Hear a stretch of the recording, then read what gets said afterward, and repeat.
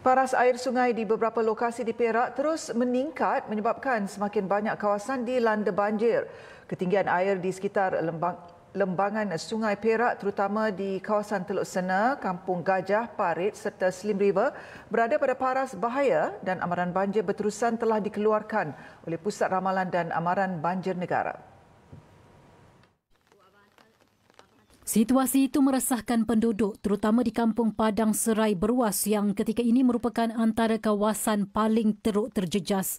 Nur Hasnida Salim berkata air naik dengan pantas menyebabkan kediaman ibu bapanya ditenggelami sehingga paras dada dan mereka bimbang kerana tidak sempat memindahkan dokumen penting. Ada dokumen semua saya dah letak atas tapi air semakin meningkat. Jadi saya nak pergi tengoklah sama ada dokumen tu selamat ataupun tidak. Dokumen tu apa benda? Macam surat beranak, grand motor kereta. Menurut Nur Hasnida, 13 ekor kambing peliharaan bapanya juga tidak dapat dipindahkan ekoran banjir tersebut.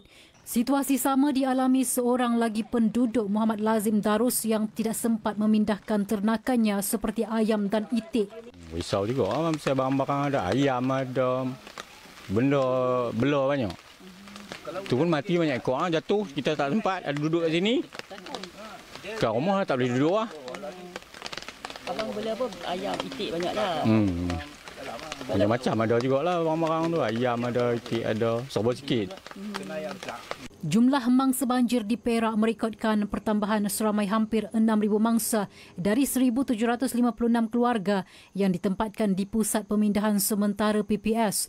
Sebanyak 7 daerah terjejas iaitu Manjung, Perak Tengah, Hilir Perak, Bagan Datuk, Muallim, Kuala Kangsar serta Larut, Matang dan Selama LMS.